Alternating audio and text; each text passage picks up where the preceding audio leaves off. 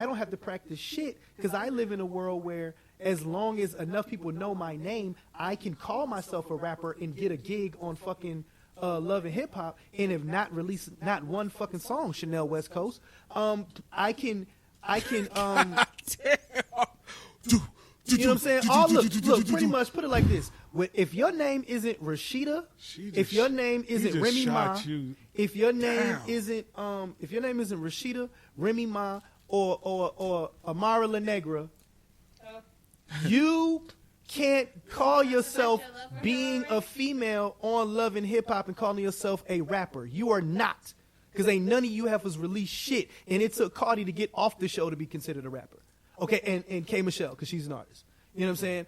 But my whole point is, you have kids now, they're like, yo, the labels realize, okay, motherfuckers ain't buying records, so I'm not going to invest in you being a well-rounded artist. I'm not going to invest in your longevity. I'm going to get you this contract real quick, front you this money so you can go in this studio, make crack for me real quick. I always compare, you know how now I say sometimes the rap game reminds me of the crack game? Here's what rap heads are now, hip-hop fans, rap fans.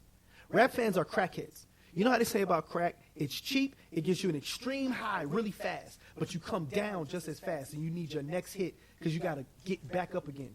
Kids now don't give a fuck about pressing play on an album and have to listen all the way through it to feel that high. They don't want the weed high, where you get mellow and you sink into it and you live with that feeling and it feels good. No, motherfuckers want the crack hit. Give me that one goddamn record, and I'm on to the next nigga with colorful dreadlocks to see if he can give me another record that sounded like that one, because I don't want to wait on you to create another one. Man, I think it's unfair. And I'm not dissing those guys. Man. What I'm saying is no one is giving them an incentive, which is why Migos are winning, which is why Future's winning, which is why even Uzi Vert is winning, because they decided, okay, you know what? I could always do something real quick, get my check, move out the way. But I'm going to keep feeding the street. I'm going to keep feeding them. And hopefully these motherfuckers will stay with me and I can keep giving them more, something a little bit different. That's why I respect the Migos. I haven't bought a Migos album, but I respect them because even though they give you the same sounding shit, they make sure them sonics are different. Stir Fry don't sound nothing like Too Much Jewelry. That shit don't sound nothing like Motorsport except for their delivery. At least they're saying, okay, you know what? I'll get on this song with Katy Perry or whoever. Or who's the dude, Calvin Harris? I'll get on a Calvin Harris record because I know nobody's going to expect Quavo to get on that shit. So fuck it. I'm going to do it. I get them their props. I want every black man to get the check. However much money these motherfuckers going to cut you, get it. I'm with you. But what I'm saying is when these kids realize I don't necessarily have to have a skill set to reap the benefits, I don't have to worry about rhyme pattern no more. I don't have to worry about cadence. I don't have to worry about if my words are audible, because you can't tell me that the first time you ever heard 21 Savage, you didn't know what the fuck he was saying. 21. You know what I'm saying? You don't have to have any type of presence. Playboy Cardi had one of the biggest songs of the summer, which in New York, I'm in there, right there, my soul. And he performed, the nigga stands in one spot, looks down at the floor, does not make any eye contact with anybody, not even the other folks on stage with him. No one gives a fuck about that no more, because all I'm going to do is stream this shit for free, pay my $10 to iTunes every month so I can stream this shit for free, and that's it. Now cook some more crack or I'm on to the next dealer. So the music, when people say that the music is trash, is because these motherfuckers treat the game as a hustle. I need to get a quick flip, make some money so I can move my mama out the projects and hope that we can withstand the payments on wherever the fuck we move to. Period. Okay. I feel that. I think it's unfair, man. Like, I think it's unfair what y'all do to these new kids, man. Yahoo! Just in general. Ain't nobody do nothing to them kids. You saying that the kids are like crack fiends and they move on to the next shit so fast. Yes, the fans. Okay, so listen. And that's the nature of hip-hop, always has been. So listen, like when we was coming up, we used to sit with albums for weeks because niggas didn't used to release music like they did. It wasn't consumed in the same manner it's consumed today. That's what I'm saying, instant. But if we had access to the internet, and we could hear an Outkast album today, and then we could hear a Snoop Dogg album tomorrow, and then if you wanted to go up to Sacramento and into the Bay Area and hear Keek the Sneak, we'd have did all of that shit in a row. You're absolutely right. So, I mean, I'm not mad at them because they got more access. Remember, that's why I said it's what's happening in society out there, that's what's affecting hip hop now. So when everybody wants things instantly and they consume stuff so fast now in the real world, they're going to adapt that same mindset into hip hop. You know what I'm saying? But that's how it was with hip hop when we got it too. Niggas stopped waiting on motherfuckers to drop albums from big things, and then what Master P started doing? Selling them shit out of his trunk, hand to hand. And then he used to drop them bitches every, month? And drop another one and drop another one. That's how we used to consume music. The consumption of music continues to grow as the culture get big. And I get what you're saying. I understand it. For me, how society has changed through hip-hop is the fact that anyone, and I mean anyone, can be a nigga. Anyone. And I'm not talking about, that's my nigga.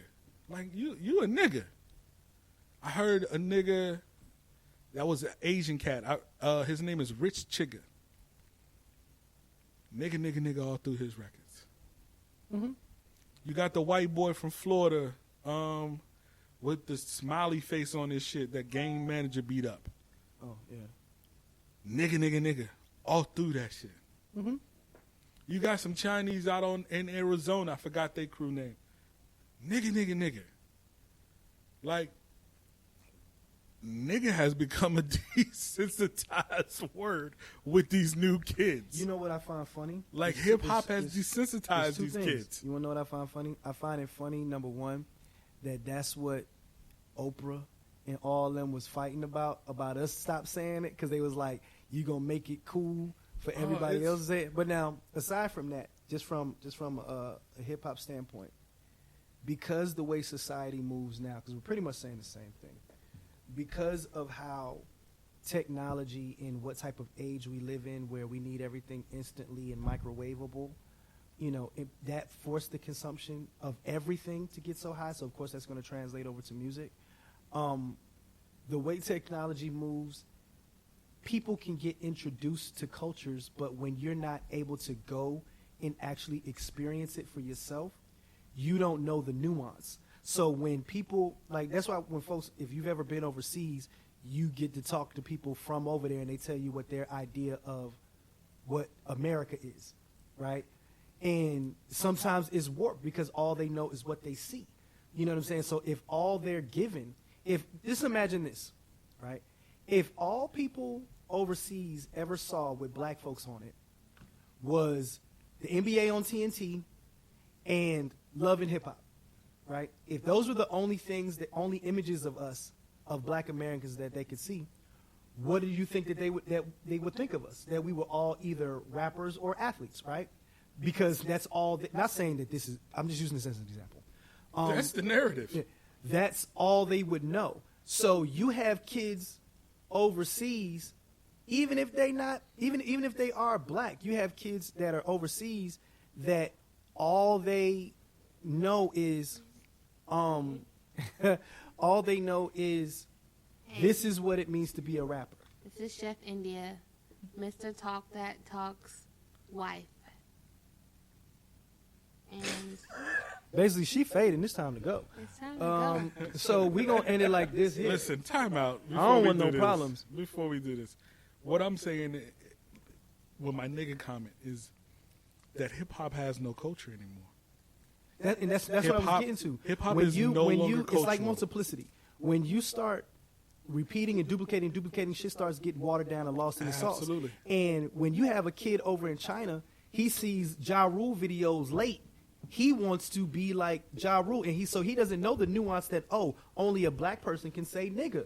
I'm thinking, this is what you do to be a rapper. We don't have a culture anymore. Now I can just be that because this is my rapper costume. They don't even see it as, I'm trying to appropriate a black culture or a black lifestyle. But that happened a long time ago. A rapper lifestyle. That happened a long time ago when y'all had Beastie Boys and Third Base. But Beastie Boys never said and all nigga. That whack and shit Third into Base the never game. said nigga, none of that like shit. I remember Lord Jamal said that white folks were guests in the house of hip hop and niggas almost killed him.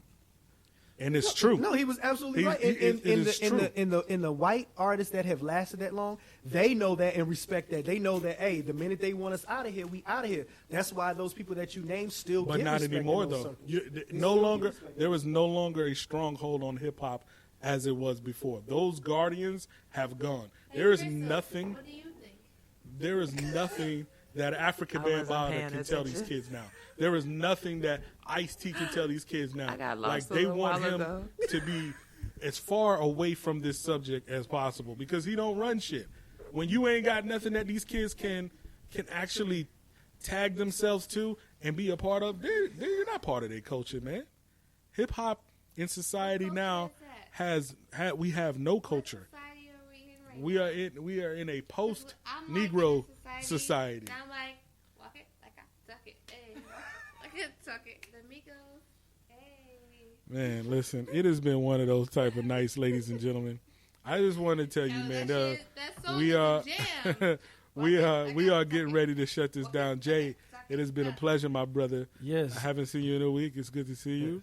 Tell these people how they can find you, bro. Listen, don't contact me. How about that? Y'all contact Jay, you and get at me, man. You know, I had 15 new followers. Somebody said some real slick shit to me. I don't want to do nothing to your families. So y'all leave me the fuck alone, man. How about that? And another thing, I went on a job interview, right? And there was some black folks in there. And you know what I saw? Yeah, ashy ass faces. Why? 2018, nigga. Y'all niggas can consume all this music. You can't get no goddamn lotion. So, one more again. Don't fucking holler at me if you niggas ain't got no lotion on or around you. Easy. So, the thoughts and comments expressed by Mr. Talk That Talks Less are not those of Ill Communication Studios. They just belong to me and Jay. We're a team. The We're a words team. and thoughts and ideas We expressed are by a team. Mr. Talk That Talk Less Or his wife are our own. Yes. And that's admissible in the court of law. So, y'all can find me on Facebook at Jay Fleming, on Instagram at J_Fleming, and you can follow me on Snapchat, King_J Fleming. Make sure you follow our pages on Facebook. That's Let's Cook with Jay. Pictures coming, bios coming. Crystal's gonna kill me if I don't get that shit to her. Wait, where's my mic? Cut that mic off, y'all. You can follow us on IG as well at Branding is coming. Let's Cook.ics. Okay, give your plugs for your wife, please, sir.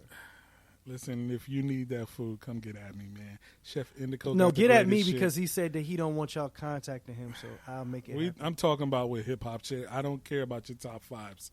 All I'm saying is if you want some real great food, come get at my wife. You know what I'm saying? You want a good host, come get at my brother. You want a real good shit talker, then invite me to your motherfucking spades game at the goddamn barbecue, and I'm going to lace y'all non-lotioning asses up, niggas. You know what? We're going to go ahead and end that. That was really impressive. Y'all be good to yourselves, man. Until next time.